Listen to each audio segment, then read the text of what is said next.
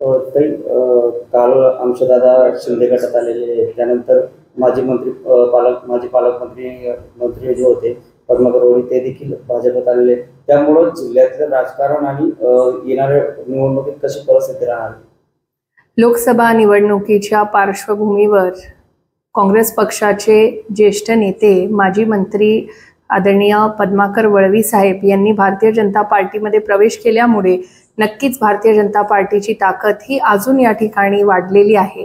त्यासोबतच काल आपल्या विधान परिषदेचे नंदुरबार जिल्ह्यातले लोकप्रिय आमदार आणि एक वजनदार नेतृत्व आदरणीय आमशादादा पाडवी यांनी सुद्धा शिवसेनेमध्ये प्रवेश केलेला आहे। त्यामुळे महायुतीची एकंदरीत ताकद ही वाढलेली आहे आणि मागच्या काळामध्ये आमशादादा पाडवी हे आमदार होण्यापूर्वी सुद्धा आमच्या महायुतीच्या सोबत माझ्या निवडणुकीच्या प्रचारामध्ये 14ची निवडणूक असू द्यात किंवा 19ची निवडणूक, दोघं निवडणुकांमध्ये ते सक्रिय होते आणि त्यांचा खूप चांगला सपोर्ट हा मला मागच्या दोघं निवडणुकांमध्ये होता आणि आजही ते या ठिकाणी शिवसेनेमध्ये प्रवेश केल्यामुळे नक्कीच महायुतीची ताकद ही वाढलेली आहे। एक वजनदार नेतृत्व आमशादादा आणि ॲडव्होकेट पद्माकर वळवी साहेब या दोघांच्या माध्यमातून महायुतीला मिळालेली ताकद याच्यामुळे नक्कीच ही येणाऱ्या निवडणुकीमध्ये